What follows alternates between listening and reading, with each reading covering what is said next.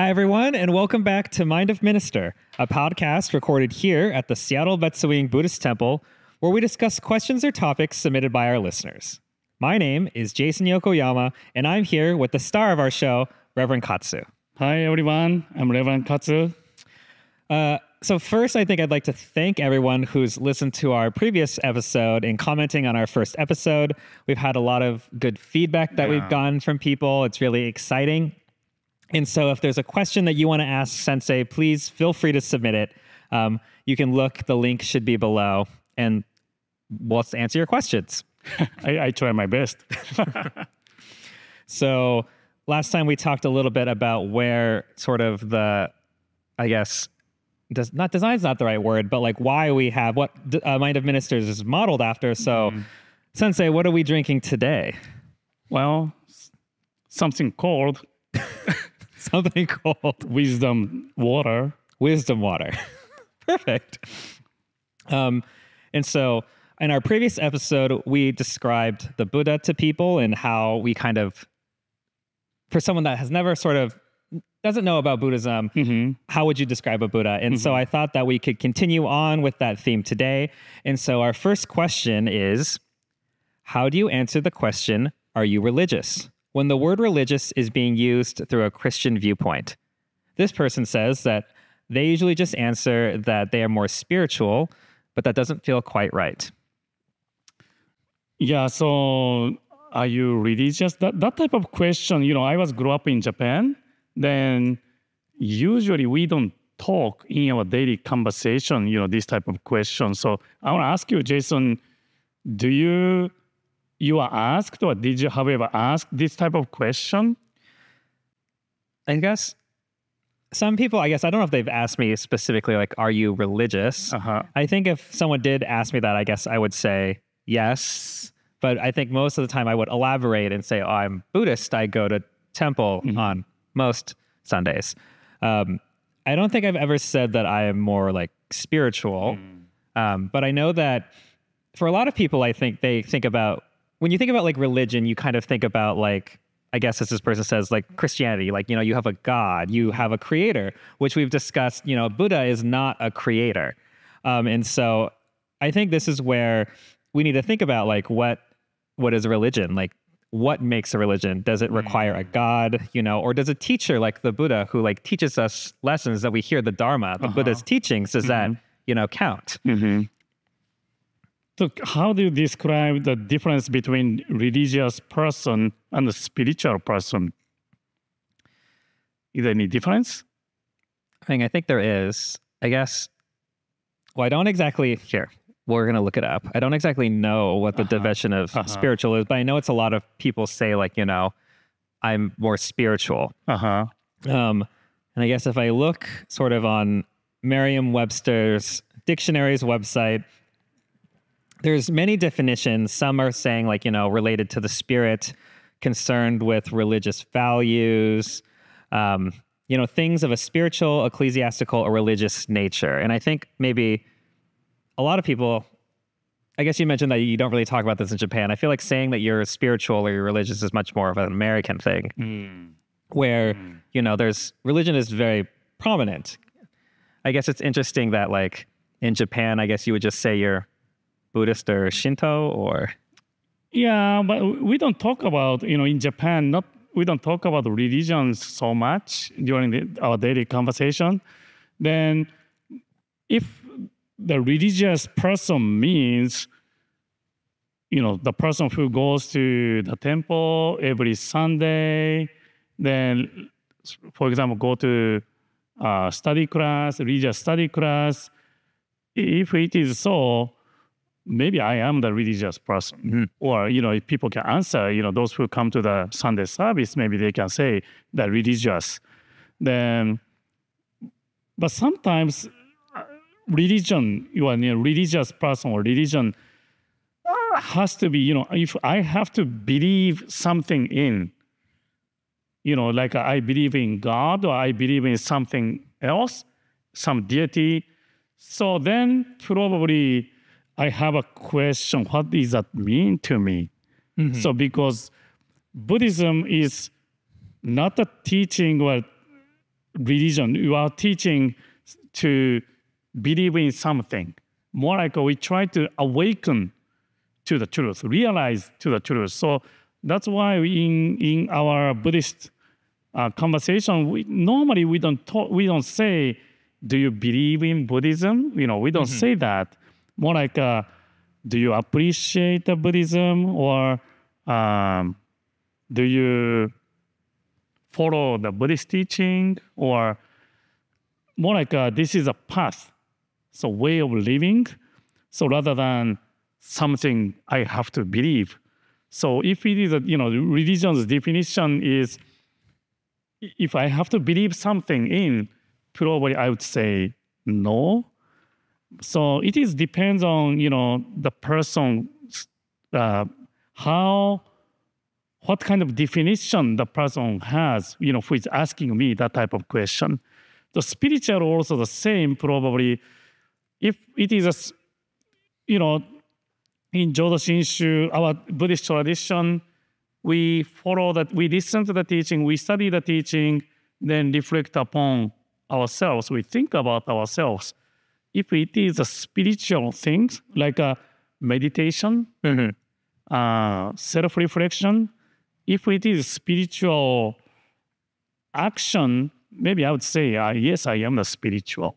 But if the person's meaning is something different, I may say no. So it is really depend on the person who is asking, the person's interpretation or definition, how they understand religious person or spiritual person. Yeah, so you think that the person's understanding or like their own definitions of like what they would consider religious or spiritual, and then they choose for themselves where they like most closely align. Yeah, so maybe I may say, how this is how I understand the religion. This is how I understand the spiritual. Then I may answer this question. Oh, I see. Because I guess a lot of people will say, I think, maybe not a lot of people, but I've heard people say, oh, Buddhism isn't really a religion. And, while you were talking, I looked up the definition of religion, and the first is a personal set of institutionalized system of religious attitudes, beliefs, and practices. And then the second is the service and worship of God or a supernatural like being. And under that definition, Buddhism is not a religion because we don't have a God that we worship. The Buddha was not really a supernatural being. He was just a person. And I think when you talk about like, Buddhism is like the path we follow, I think something that maybe we don't talk about enough, or maybe people don't realize, is like the goal of Buddhism is to become a Buddha, right? To become an awakened being. And Buddhism is sort of like the path that you follow to like become awakened, I guess, as you'd say. So I'm not sure if we directly answered that person's question. I hope we provided some clarity, and I think it really thinks like maybe you need to think about some self-reflection. Sometimes just, yes, I am. Then, I go to the Sunday service every Sunday. Or, I listen to the teaching frequently. Maybe either yes or no, then maybe you can add some more definition. Why you say yes, why you say no. Oh. Yeah. And I think that is a good way to like spark good conversation. Right. Yeah, I think so. So I know we've talked a lot about Buddhism in general, but as you've mentioned, I think multiple times, the school of Buddhism that we belong to is called Jodo Shinshu. So I guess how would you describe Jodo Shinshu to someone? Like if someone said, or if someone asked me, I would say, I'm religious, I'm Jodo Shinshu Buddhist. And they say, what does that mean? What would you say? Well, Jodo Shinshu is Jodo means a pure land, right? Pure land. Shin means a true. Then Shu means teaching. So Jodo Shinshu is a true Pure Land teaching, true Pure Land sect. So this is the English translation of the Jodo Shinshu. So I would say, the Jodo Shinshu is people who follow the Jodo Shinshu is, let's go to the Pure Land. That's good. Let's go to the Pure Land. This is our ultimate goal, We go to the Pure Land, attaining enlightenment. Then because our goal is attaining enlightenment and becoming a Buddha, so we first go to the Pure Land, then we attain enlightenment. rather than try to attain enlightenment here in this world. So in that matter, then we, of course, we have to know what Pure Land means. So maybe we can save that topic some other time. But,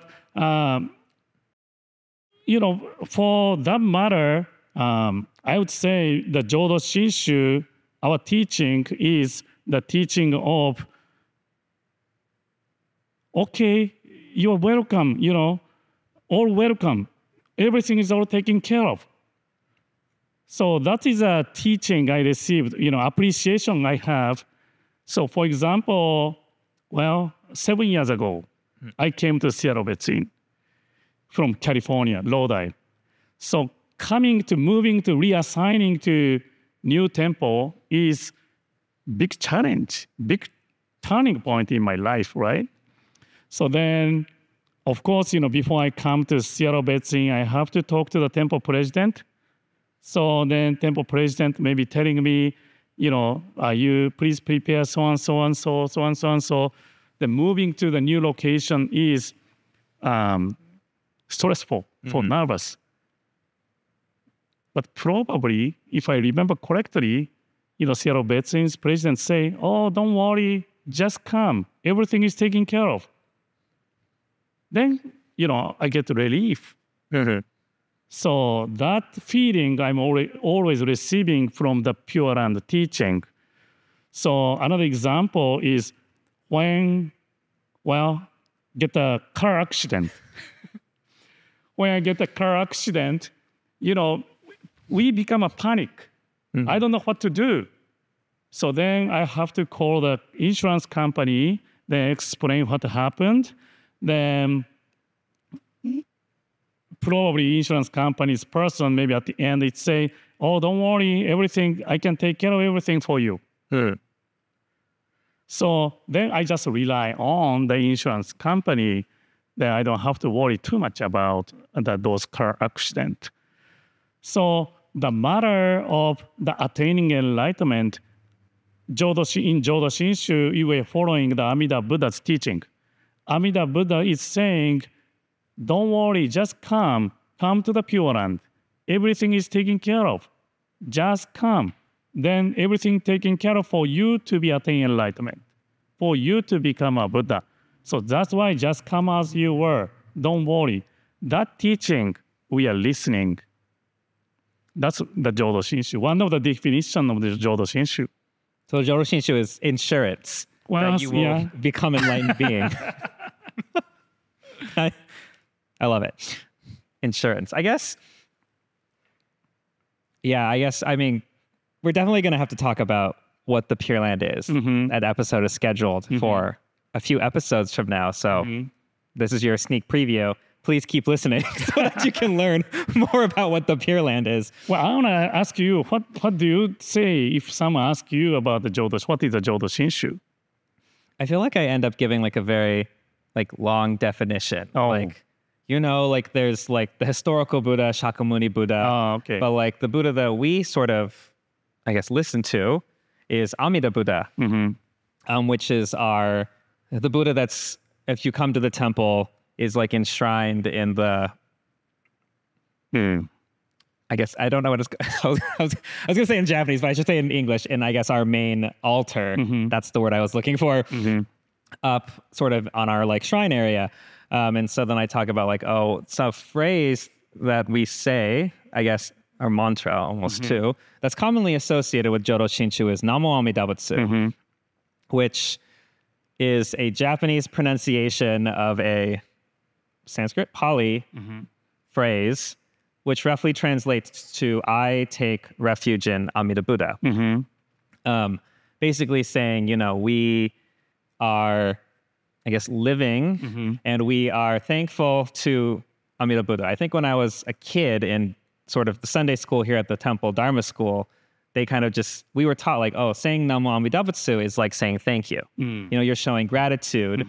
And I think now if we connect everything together, we're showing gratitude for that insurance that we have on our path of life, that one day we will be born into Amida's Pure Land and become enlightened being. And so I think instead of me going on a very long history of Buddhism and talking about Amida Buddha, it might just be easier to say, everything's okay. Just come. Jodo Shinshu is the Buddhism of insurance, and everything is taken care of for you. And I think that sort of analogy is much more understandable now than what I used to talk about. Yeah, then, usually, even, just in general, in our conversation, in our life, when we think about our life, when people have some kind of a goal, let's say, well, my son really likes to play baseball, really go into the baseball. For example, let's set a goal to become Shohei Ohtani. Okay, good set goal. A goal. Yeah. Then from the little league boy, 7 years old league boy to become a Shohei Ohtani, there's so many skills he has to learn. Mm-hmm. Then he has to practice a lot. Then he has to go through lots of trainings. So then once he achieves everything, then I'm hoping he's going to be like a Shohei Ohtani. But usually when we achieve some kind of a goal, there's so many requirements. Mm-hmm. We have to pass, we have to achieve. So, but Jodo Shinshu teaching was saying, there is no requirement. Just come as you are. Everything, Amida Buddha is saying, I fulfilled all your requirements for you. Mm-hmm. So that's why you come as you are. That's why I'm saying maybe everything is taken care of. Just like insurance. Just like insurance. So I guess what I've gathered so far is Shohei Ohtani is basically Buddha. It's an enlightened being. And we just, instead of going through all the rigorous training, mm-hmm. we are guaranteed. Mm-hmm. And that comes from Amida Buddha's primal vow. Well, primal vow, Amida Buddha. I also would say Amida Buddha's wisdom and compassion mm-hmm. is taking care of everything for me to attain enlightenment. So in that matter, that's why we have to think who we are. Why Amida Buddha has to take care of for me to be attain enlightenment. Because one answer is because I don't have the ability to attain enlightenment, to be born into the Pure Land.